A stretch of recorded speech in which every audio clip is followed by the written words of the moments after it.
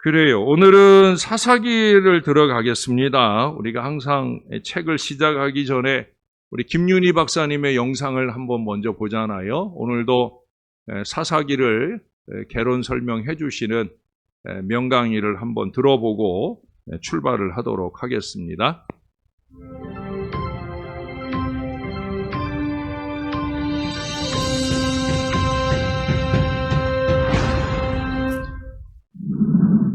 안녕하세요. 이번에는 사사기에 대해 살펴보겠습니다. 사사기라는 제목은 하나님께서 사사를 세우셨다라는 본문 말씀에서 연유되었습니다.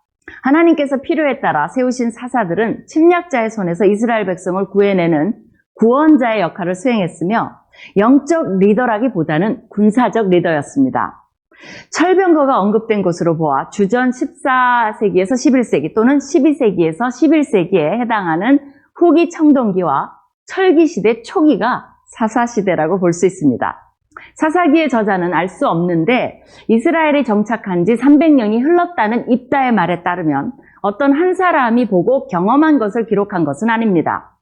유대 전승은 사무엘을 저자로 간주합니다. 그러나 사사기 내용 중에 그 땅 백성이 사로잡히는 날까지라는 표현이 바벨론 포로기를 염두에 둔 것이라면 사사기가 실제 완성된 시기는 적어도 포로 시기이거나 그 이후로 볼 수 있기 때문에 사무엘 저작설은 가능성이 희박해집니다. 역사적으로 사사기는 여호수아 죽음 이후의 시대를 기록하고 있습니다. 여호수아 이후로는 강력한 권위를 가진 1인 지도자가 없었으며 영적으로 여호수아 시대와 대조되는 시대가 오게 됩니다. 여호수아 시대의 사람들이 다 죽은 후에 여호와를 알지 못하는 세대가 생겨난 것입니다. 즉 전 세대의 신앙교육이 실패했다고 볼 수 있습니다. 여호수아 시대가 믿음과 순종으로 승리했다면 사사시대는 사람마다 자기 소견에 옳은 대로 하는 시대로 바뀌며 하나님을 신뢰하지 않습니다. 여호수아 시대의 정착 이후 나머지 가나안 족속을 진멸하는 임무를 다하지 못한 다음 세대의 실수는 신앙적으로 타협하고 타락한 배교의 시대를 열게 됩니다. 여호와 중심의 나라가 아닌 가나안화된 혼합 종교의 나라가 됩니다. 가나안 사람들을 진멸하는 대신 그들과 함께 거주하는 최악의 시나리오가 전개됩니다. 사사기에는 반복되는 뚜렷한 구조가 있습니다. 먼저 백성들이 우상 숭배로 죄를 지으면 하나님께서 그들을 이방의 압제자의 손에 넘기십니다. 백성들이 여호와께 살려달라고 부르짖으면 여호와께서는 그들을 적의 손에서 구원할 사사들을 일으키시며 사사들이 치리하는 한 평화가 유지되는 패턴입니다. 그러나 사사들이 죽으면 백성들은 다시 악순환의 고리를 반복합니다. 심지어 이전보다 더 악한 모습으로 하얀 곡선을 그리며 가나안에 정착한 이스라엘 혼은 점점 침몰해 갑니다. 한두 번도 아니고 번번이 어려움을 당할 때마다 부르짖는 백성들에게 사사들을 세우신 것은 순수하게 하나님의 자비하심이며 반복하여 베푸시는 은혜입니다. 죄, 이방인들의 압제, 부르짖음, 사사를 통한 구원, 평화의 주기를 반복하면서 12명의 사사들이 소개됩니다. 12지파를 의식하여 12사사를 소개함으로써 이스라엘 백성들의 총체적인 죄를 강조합니다. 그 중에서 온니엘, 에훗, 바락, 기드원, 입다, 삼손 6명의 대사사의 스토리가 위의 패턴을 쫓아 소개가 됩니다. 각각의 독특한 이야기들이 덧붙여지지만 기본 틀은 동일합니다. 나머지 6명 삼갈, 돌라, 야일, 입산, 엘론, 압도는 스토리가 소개되지 않기 때문에 소사사로 불립니다. 대사사들은 뒤로 갈수록 점점 불완전함을 드러냅니다. 기드온의 아들은 왕이 되려다가 문제를 일으키며 입다는 경솔한 맹세를 하며 삼손은 나시린의 운명을 따르기보다는 블레셋 여인들과 끊임없이 연문을 뿌립니다.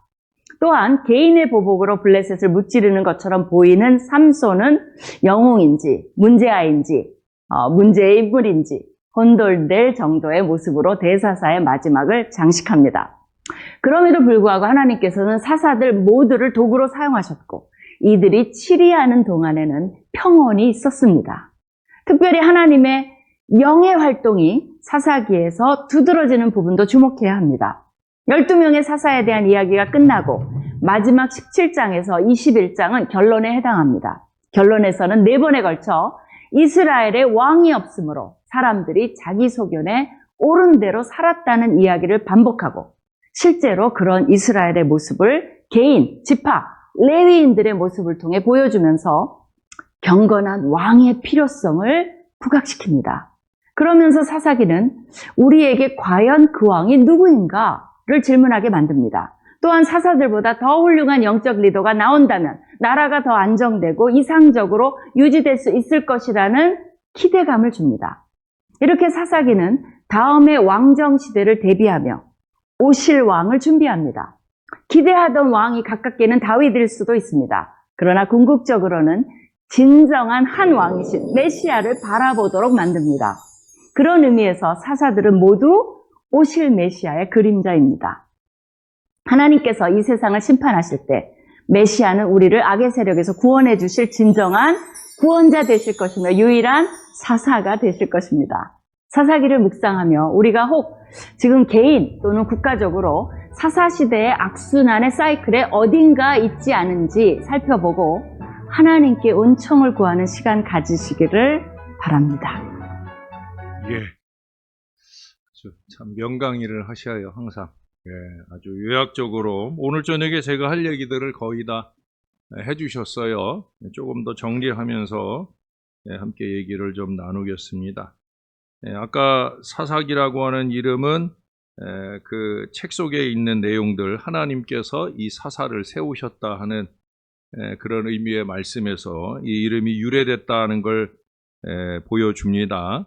여호수아가 죽은 후 타락과 분열 가운데서 이스라엘을 구원하기 위해 하나님께서 이 사사를 세우셨다라는 걸 기본으로 이 내용이 진행이 되어집니다. 이 사사기의 성격은 연대기적 연속성보다는 기록된 사건의 영적인 중요성에 강조를 두고 있어요. 그러니까 실제로는 그게 이렇게 사사가 12명 또는 13명. 여기 이제 이 김윤희 박사는 좀 제가 의아한 게 여자인데도 불구하고 여사사인 이 드보라를 좀 약화시켜서 얘기를 해요. 그렇죠? 드보라를 가로에 놓고 보통은 드보라를 앞에 놓고 바락을 가로로 넣거든요. 그래서 드보라와 바락을 같이 동역한 사사로 볼 때는 일반적으로는 13명의 사사로 봅니다. 그런데 이 김 박사님 같은 경우에는 12지파에 집중하면서 12사사라고 그렇게 명명을 하면서 드보라를 조금 약화시켜 놓는데 실제로 바락과 드보라가 등장하는 4장, 5장의 내용들을 보면 이제 바락보다는 드보라가 더 앞장서서 또 바락 같은 경우에는 드보라가 함께하지 않으면 자기는 안 하겠다. 이런 정도까지 말하는 걸 보거든요. 어떻든지 간에 뭐 12명이든 13명이든 뭐 대사사가 6명이든 7명이든 이게 중요한 게 아니라 하나님께서 사사들을 통해서 하나님의 위대한 구원의 역사를 이루어 가신다 하는 것을 특별히 이 사사가 마지막에 말씀한 것처럼 영원한 대사사 되시는 예수 그리스도를 예표한다라는 점, 그 점이 우리에게는 중요하겠다 여겨집니다. 저자 문제는 아까 이분은 확실하게 사무엘이 아니다 라고 말씀을 하시는데 일반적인 유대 전승, 이스라엘 사람들은 사무엘을 사사로 봅니다. 그러나 이제 아까 꼽았던 4구절의 말씀, 왕이 없으므로 라고 하는 것이 강조되는 17장에서 21장까지의 매 장마다 한 번씩 그 표현이 나오거든요. 17장 6절인가에서 또 18장 1절, 19장 1절, 21장 25절. 그래서 4번에 걸쳐서 이 왕정 시대가 어쩔 수 없이 와야 된다는 걸 말해주기 위해서 이 사사를 정리한 저자로 생각을 할 때에는 아마 어떻든 왕정 시대 동안에 이 사사기가 쓰여지지 않았겠는가 그렇게 봅니다. 그렇게 이해하는 게 아마 좋으리라 여겨집니다. 근데 뭐 우리에게는 저자가 누구냐 하는 게 중요한 게 아니라 여기서 도대체 뭘 말하려고 하느냐 하는 거예요. 우리 17장 6절은 한번 보고 가야 될 것 같아요. 아마 자주 보게 될 구절인데 17장 6절입니다. 두 가지 얘기를 하죠. 17장 6절에서는 두 가지를 강조해 줍니다. 자, 같이 한번 읽을까요? 시작. 그때에는 이스라엘에 왕이 없었으므로 사람마다 자기 소견에 옳은 대로 행하였더라. 아멘. 예, 두 가지를 얘기하죠. 하나는 이스라엘에 왕이 없었으므로, 이게 단순한 왕일 뿐만 아니라 리더가 없었다는 거예요. 모세라든지 여호수아라든지 이 걸출한 리더가 없었기 때문에 리더십이 부재하니까, 그러니까 리더십의 부재 속에서 나타나는 가장 두드러진 특징 가운데 하나가 뭐냐면 사람마다 자기 소견에 옳은 대로 행했다라고 하는 거예요. 근데 그 소견에 옳은 대로 행하는 게 좋은 쪽으로 행하면 좋겠는데, 대부분 소견에 옳은 대로 행하는 사람들은 옛날이나 지금이나 별로 좋은 쪽으로 행하지 않거든요. 이때도 마찬가지였어요. 예, 3장, 우리 3장으로 가볼까요? 3장 4절로 가보겠습니다. 3장 4절. 남겨두신 이 이방 민족들로 이스라엘을 시험하사 여호와께서 모세를 통하여 그들의 조상들에게 이르신 명령들을 순종하는지 알고자 하셨더라. 이방 민족들을 다 내몰지를 못했어요. 또 하나님은 그렇게 내몰지 못한 이스라엘을 그냥 그 가운데 내버려 둡니다. 왜? 시험의 한 방편으로 보는 거예요.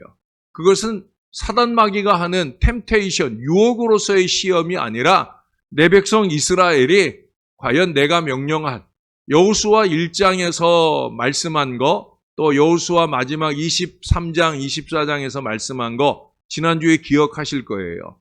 이스라엘이 여호수아를 중심으로 하나님께서 명하신 모든 것을 좌로나 우로나 치우치지 않고 준행하라. 그러면 내가 무엇을 하든지 다 형통할 거다.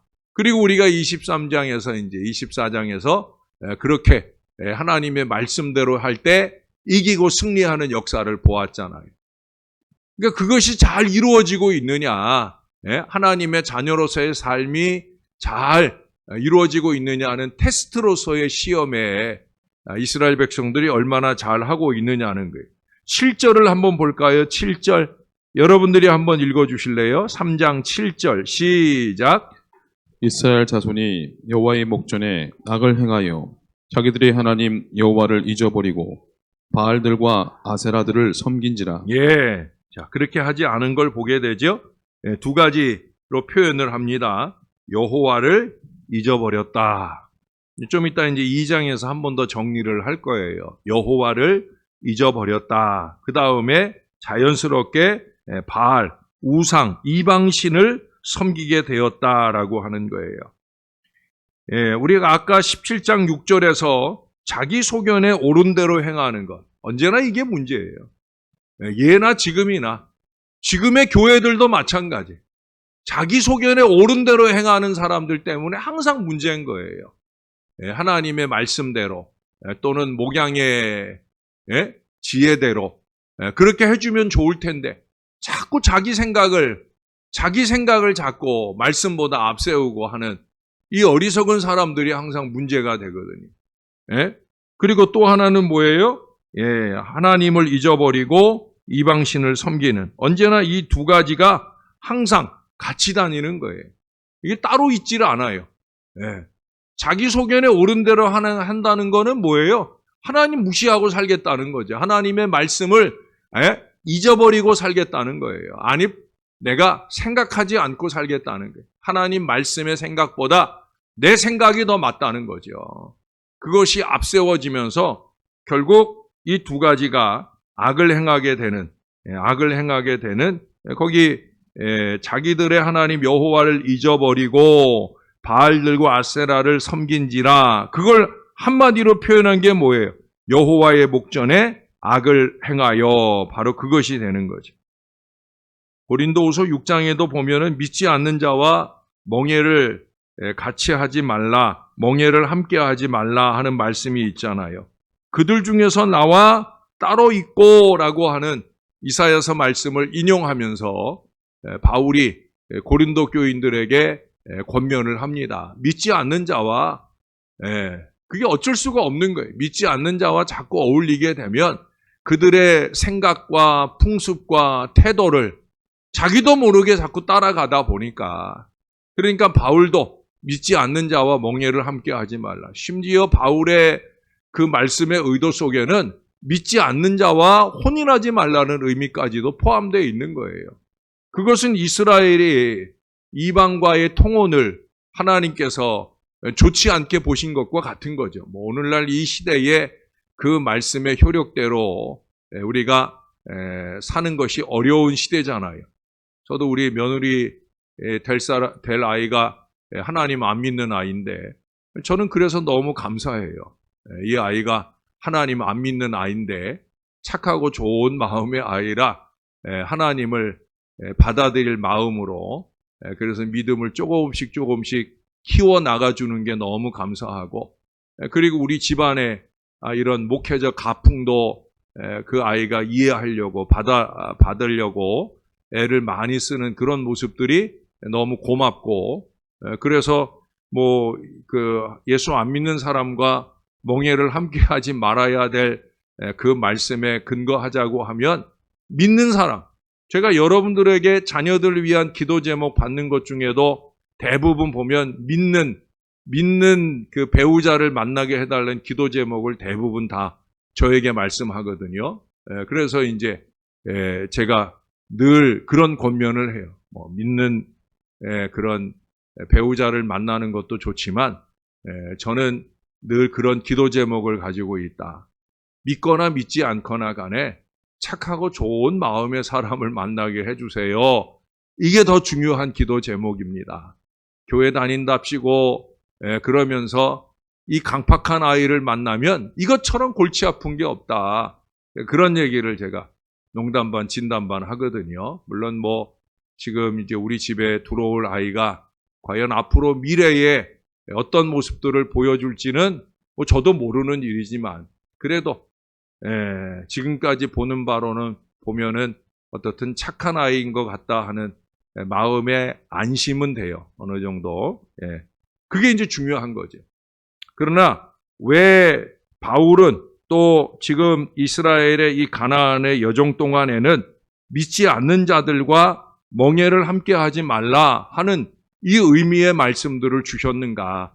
왜 그것을 시험, 테스트로 남겨두셨는가?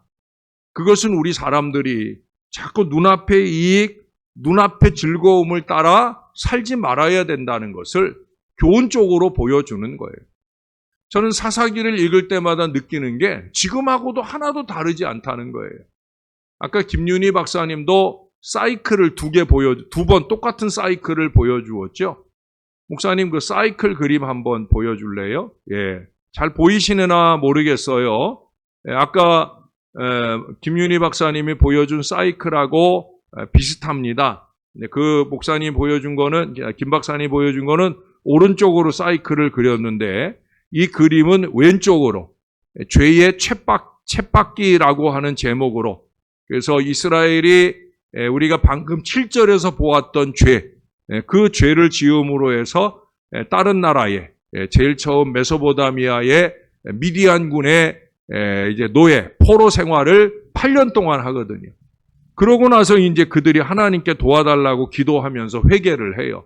그러면 하나님께서 사사를 보내주셔서 구원해 주셔요.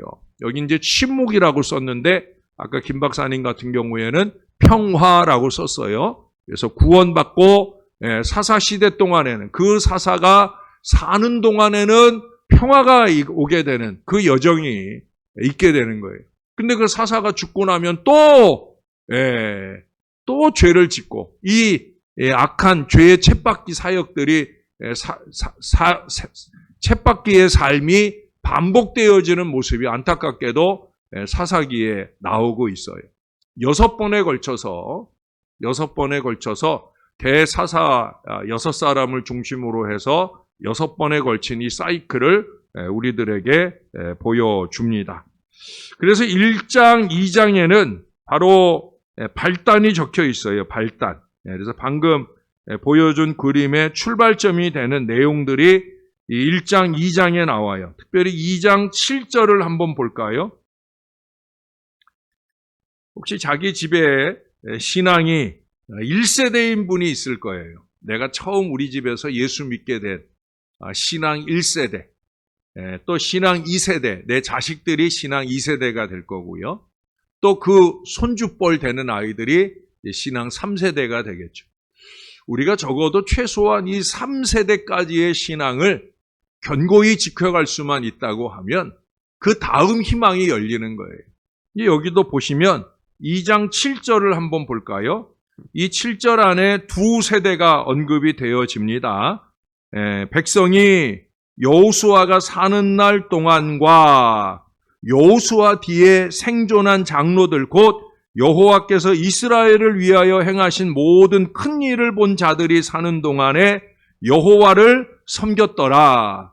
신앙 1세대라고 하는 건 출애굽한 세대예요. 안타깝게도 출애굽 세대는 광야 노중에 다 죽었어요. 그러나 여호수아와 갈렙만큼은 신앙 1세대로서의 하나님 신앙을 잘 지키고 가나안까지 이르렀어요. 그리고 그 광야 노중에 그 광야를 출발할 때 20세 이전이거나 또 광야 노중에 태어난 아이들이거나 그 아이들이 이제 신앙 2세대가 되는 거죠. 광야 여정 중에 하나님의 돌보심을 받잖아요. 만나와 메추라기 은혜도 받고 크고 작은 여러 가지 은혜로운 체험들이 그들 가운데 이어지는 신앙 2세대. 그리고 거기 그렇게 표현하잖아요. 여호와께서 이스라엘을 위하여 행하신 모든 큰 일을 본 자들이 사는 날 동안에 라고 표현을 하고 있어요. 그동안은 여호와를 섬겼다는 거예요. 그러니까 신앙 2세대까지는 그래도 다행히 우리가 여호수아서 24장에서 본 것처럼 나와 내 집은 여호와를 섬기겠다 하는 그 선언 앞에서 우리도 그러겠다라고 고백한 세대까지는 문제가 없었다는 거예요. 그런데 문제는 그 다음에 10절에 가보실까요? 그 세대의 사람도 다 그 조상들에게로 돌아갔고 그 후에 일어난 다른 세대는 여호와를 알지 못하며 여호와께서 이스라엘을 위하여 행하신 일도 알지 못하였더라. 여호와도 모르고 여호와께서 행하신 일도 알지 못했다. 이스라엘의 신앙 교육에 큰 문제를 볼 수 있어요. 너무 바빴어요. 뭐 때문에 바빴어요? 정복전쟁 하느라고.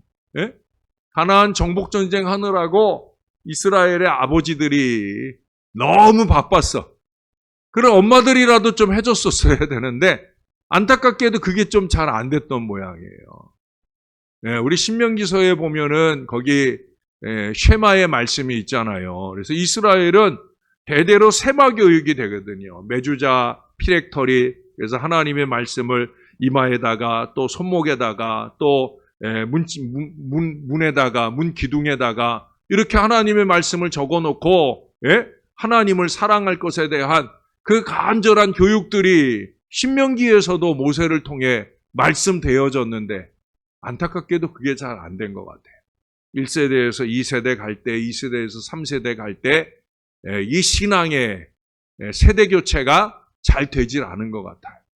그래서 결국은 그 10절의 말씀에 근거해서 하나님도 모르고 하나님의 행하신 일도 모르고 여러분 우리가 자꾸 제가 지난 그 25일 행사를 앞두고도 하나님께 영광, 하나님께 영광. 저는 이걸 늘 강조하잖아요. 모든 행사를 할 때마다 이걸 강조하잖아요.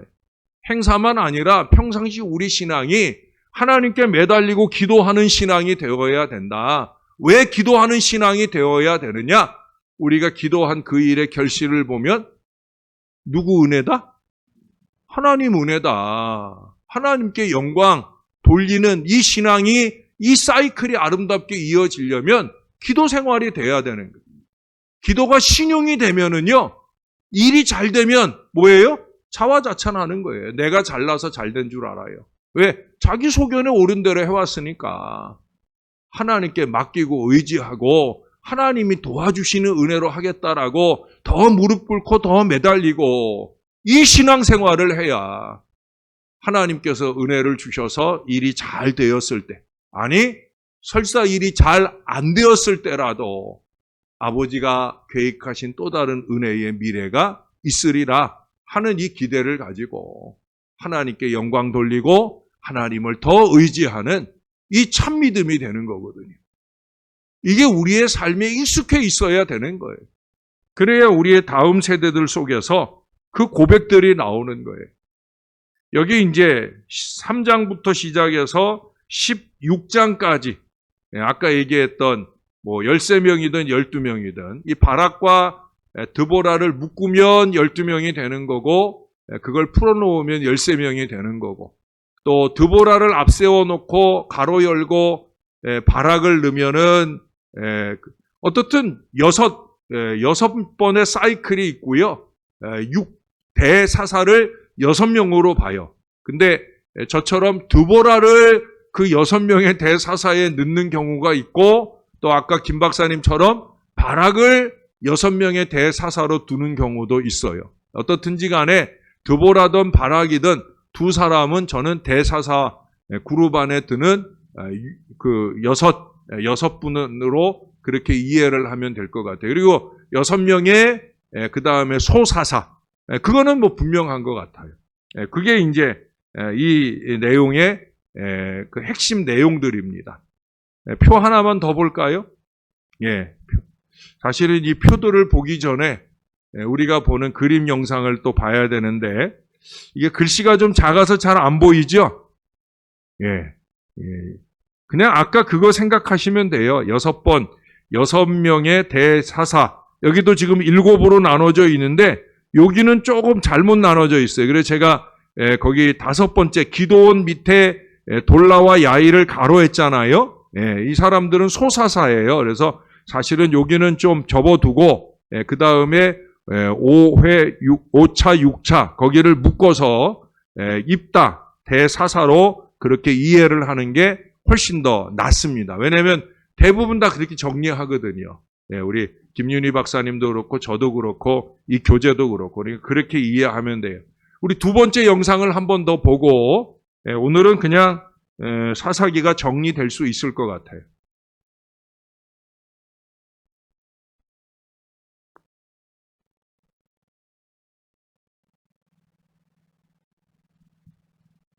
사사기.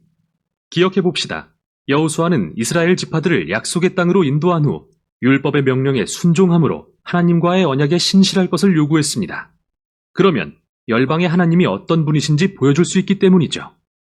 그러나 사사기는 여호수아 사후 완전히 실패한 이스라엘에 대한 이야기입니다. 이 책의 이름은 당시 이스라엘의 지도자의 유형에서 유래합니다. 그들에게 왕이 있기 전 사사들이 각 지파를 다스리고 있었는데 이들은 법정의 재판관이 아니라 지역의 정치, 군사적 지도자, 즉 부족장에 가까웠죠. 그리고 경고합니다만 사사기는 매우 충격적이고 폭력적인 책입니다.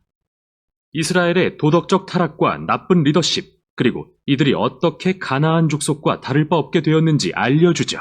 하지만 이 슬픈 이야기는 미래에 희망을 주려는 것이기도 한데요. 책의 구성에서 이를 엿볼 수 있습니다. 긴 서두에서는 이스라엘이 실패한 이유가 남은 가나안 족속을 다 내쫓지 않았기 때문임을 소개합니다. 그리고 긴 본문 부분에서는 점점 타락해가는 이스라엘 사사들을 기록합니다. 시간이 흐르면서 이들이 어떻게 매우 좋음에서 좋음, 나쁨, 그리고 아주 나빠지는지 보여줍니다. 결론은 매우 충격적입니다. 이스라엘 백성 전체의 타락을 보여주는데요. 그럼 각 부분을 좀 더 깊이 살펴보죠. 도입부는 약속의 땅에서 영토를 부여받은 이스라엘 지파들에 대한 기록입니다. 여호수아가 가나안의 주요 성읍들을 정복했지만 여전히 정복할 땅이 많이 남았고 가나안 사람들도 많이 살고 있었죠. 1장에는 이스라엘이 약속의 땅에서 쫓아내지 못한 가나안 족속과 성읍이 길게 나열되는데요. 기억하십시오. 가나안 족속을 쫓아낸 것은 도덕적 타락과 우상에게 자녀를 제물로 바치던 관습을 피하기 위해서였습니다. 하나님은 이스라엘을 거룩한 백성으로 부르셨지만 그렇게 되지 않았죠. 2장은 이스라엘이 가나안 족속과 이웃해 살며 그들의 문화, 종교적 관습을 그대로 수용해버리는 실상을 기술합니다. 여기서 잠시 이야기가 멈추고 2장의 대부분에서 저자는 앞으로 일어날 모든 사건에 대한 개요를 보여줍니다. 이스라엘 역사에서 이 시기는 하얀 곡선을 그리며 더 나빠지기를 반복하죠. 이스라엘은 가나안 족속처럼 되어 하나님을 거역하고 죄를 범하고 하나님은 그들이 가나안 족속에게 정복과 압제를 당하도록 내버려 두십니다. 결국 이스라엘이 자신들의 잘못을 깨닫고 회개하면 하나님은 이스라엘을 구원할 사사를 세워 적을 물리치고 평화의 시대가 오게 해주십니다. 똑같죠? 그러나 결국 네. 이스라엘은 또다시 죄를 짓고 처음부터 다시 반복합니다. 이 악순환은 문학적인 구성이자 다음 부분으로 이어지는 흐름인데요. 앞으로 등장할 6명의 주요 사사들에게서 반복되는 현상이죠. 첫 3명의 사사는 온니엘, 에훗, 드보라인데 이들의 이야기는 서사적인 모험담이면서 피비린내가 진동합니다. 사사 자신 또는 그들의 조력자들이 적들을 물리치고 이스라엘 백성을 구해냅니다. 다음 세 사사들의 이야기는 더 깁니다. 이들의 성격적 결함에 초점을 맞추며 그 정도가 점점 심해지는 걸 보여주죠. 기드온은 시작이 꽤 좋았습니다. 겁쟁이였지만 마침내 하나님이 그를 통해 이스라엘을 구하실 수 있다는 것을 신뢰하게 되죠. 그래서 거대한 미디안 군대를 횃불과 항아리를 든 단 300명의 용사로 무찌릅니다. 그러나 성질이 고약했던 기드온은 전투에서 자신을 안 도왔다는 이유로 많은 동족 이스라엘 사람들을 죽입니다. 이때부터 모든 게 추락하기 시작합니다. 그는 전투에서 취한 금으로 우상을 만들었는데 그가 죽고 나자 온 이스라엘이 그 우상을 숭배하며 다시 악순환이 시작되죠. 다음은 입다라는 사사입니다. 그는 산에 사는 폭력배 같은 사람인데 이스라엘의 상황이 심각해지자 장로들이 그에게 가서 도와달라고 구걸합니다. 지도자가 된 입다는 암몬 족속과의 전투에서 효과적으로 많은 승리를 거두지만 이스라엘의 하나님을 너무나 몰라서 마치 가나안의 우상처럼 여기죠. 전투에서 승리하면 딸을 제물로 바치겠다고 서원할 정도로요. 이 비극적인 이야기는 이스라엘이 얼마나 타락했는지 보여주는데요. 이들은 더 이상 자신들의 하나님의 성품을 몰라 살인을 행하고 잘못된 예배를 드리기에 이릅니다. 마지막 사사인 삼손, 역대 최악입니다. 그는 많은 약속을 받고 태어났지만 이스라엘의 하나님과 관계없는 삶을 살았죠. 문란하고 폭력적이며 오만했습니다. 잔인한 전략으로 블레셋을 이겼지만 스스로는 결코 온전한 삶을 살지 못했죠.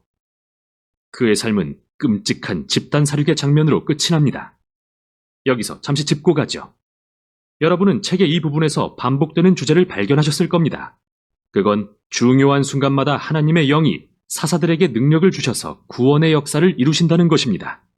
하나님이 이렇게 엉망인 사람들을 사용하신다고 해서 그들의 결정 전체 또는 일부라도 승인하신다는 뜻은 아닙니다. 하나님은 무엇보다 자기 백성을 구원하고자 하시는데 함께 일해야 할 자가 타락한 지도자들 뿐이니 그들을 사용하신 것뿐이죠. 이 부분 전체는 상황이 얼마나 악화됐는지 보여주려고 구성된 것입니다. 더 이상 이스라엘과 가나안 족속을 구별하지도 못할 지경이죠. 본이 되어야 할 지도자들도 말이죠.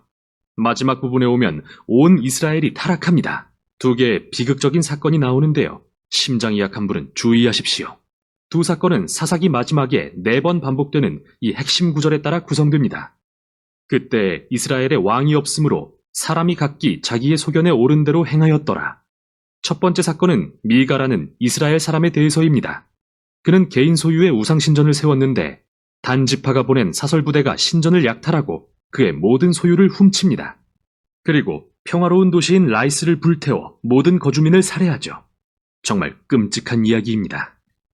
이스라엘이 하나님을 망각하자 힘이 곧 정의가 되고 마는데요.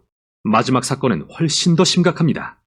성범죄와 폭력으로 점철된 이 충격적인 이야기는 이스라엘 최초의 내전으로 이어집니다.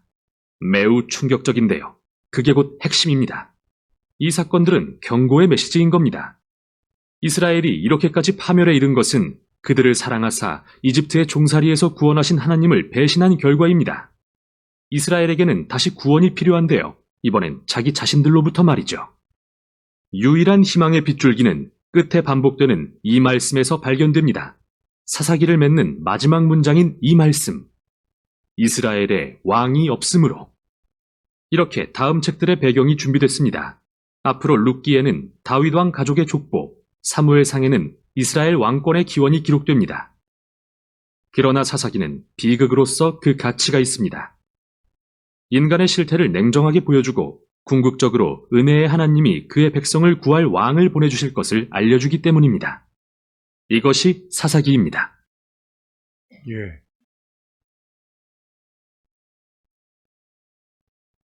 어떤 생각들이 드셔요? 우리는 사사 그러면 뭐 대단히 출중한 신앙적 위인으로 생각을 하는데 아니에요. 그들이 하나님의 영으로 감동을 받은 때에는 위대한 사사로 구원의 큰 역사의 도구로 쓰임 받아요. 그러나 그들의 마음조차도 자기 소견에 옳은 대로 행할 때에는 그들도 다른 이스라엘 사람들과 크게 다르지 않은 타락된 모습을 보이더라 하는 거예요. 그래서 이제 그런 내용들, 사사들을 등장시키고, 그리고 이제 17장 이하로 아까 얘기했던 그런 처참한 타락의 모습들을 보여줍니다. 이스라엘이 그 전체 이스라엘과 베냐민 지파와의 싸움 등 안타까운 내용들이 이어지게 되어집니다. 군사적 내용들로 내용이 적혀져 있지만 특별히 세 가지 그 당시 종교적인 혼란을 17절, 18절에 보여줍니다. 그래서 마음대로 우상을 만들거나 또는 제사장을 임명하거나 이런 행태들은 나중에 북왕국 이스라엘에서 동일한 모습들이 나타나게 되는 밑거름이 된다고 보여집니다. 또 아까 얘기한 대로 단으로 이동을 해서 거기서 이제 우상 숭배하고 막 이런 것들이 단과 베델에 북이스라엘의 우상이 세워지는 안타까운 모습들에 어떻게 보면은 전주곡 같은 그런 모습들을 보여주고요. 또 그 당시에 그 윤리적인 혼란. 그래서 아까 거기 19장의 내용들. 그래서 그 레위인의 처벌 윤간하고 살해하고 또 12지파가 이 기브온 사람들을 처벌하려고 할 때 베냐민이 이에 반대하면서 결국 안타깝게 전쟁이 일어나는 그래서 정치적 혼란을 보게 하는 내용들이 21장에 이어지고 있습니다. 이 사사기 전체를 통해서 보여주고자 하는 바는 뭐냐? 인간의 죄악성, 또 인간의 끊임없는 실패. 그렇지만 그럼에도 불구하고 하나님은 끊임없이 자비와 은혜를 더해 주시고 계시다라고 하는 거예요. 그게 언제나 저와 여러분의 신앙적 희망이 될 수 있는 거죠. 특히 또 여기 보면은 그 부족한 사람들이 쓰임을 받잖아요. 이스라엘에서는 이제 뭐 죄송하지만 이스라엘의 경우에요. 아까도 얘기한 대로 그 드보라 여사사 여자를 통해서 위대한 구원의 역사를 일으켜 주시는 얘기. 또 기드온 같은 경우 기드온은 정말 무척 겁쟁이에요. 근데 놀라운 건 뭐냐면 겁쟁이 시절에 그는 제일 먼저 한 일이 뭐냐면 우상을 다른 사람에게 들킬까 봐 몰래였지만 어떻든 우상을 타파하는 일을 시작을 했는데 나중에 위대한 사사로 등극을 하고 나서는 오히려 우상을 세우는 어리석음을 범한 게 좀 아이러니긴 한데 어떻든 그렇게 겁쟁이 기드온을 300명의 사람으로 13만 5천 명을 무찔러 이기는 대단한 역사도 이뤄내신다 하는 거예요. 그리고 이제 마지막에 등장하는 인물이 삼손이죠. 아까 김윤희 박사도 이걸 어떻게 봐야 될지 모르겠다고 할 정도로 그 안타까운 인생인데도 불구하고 그로 통하여 블레셋을 향한 마지막 심판을 쏟아놓는 내용들로 그렇게 하나님은 사용하신다라고 하는 거예요. 그게 바로 십자가 복음이죠. 십자가가 고린도전서 1장에 말씀하는 것처럼 어떻게 보면은 약한 거죠. 보잘것없는 거고 어떻게 예수님께서 그렇게 정말 힘없이 그렇게 십자가에 달려 죽으시는 안타까운 모습을 보이지만 결국 그 십자가에 위대한 구원의 능력이 담겨져 있는 걸 우리는 믿고 있어요. 우리 주님께서 달리셨기 때문이에요.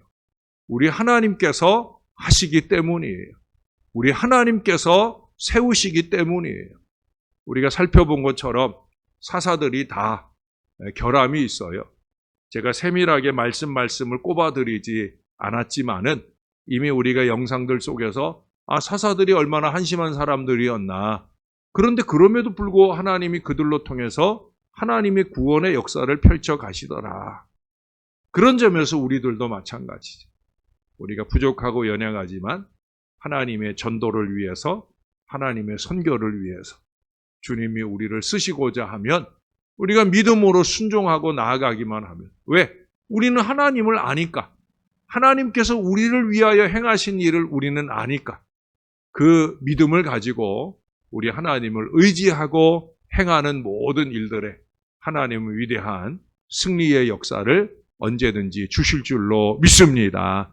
저와 여러분의 영적인 신앙만 아니라 육신적인 삶 속에서 만나는 크고 작은 모든 어려움, 또 시험 가운데서도 오늘 새벽에 본 말씀처럼 하나님만 의지하고 예수 그리스도와 함께 승리하는 믿음의 미래를 열어가는 하나님의 사람들 다 되시기를 예수님의 이름으로 간절히 축원합니다.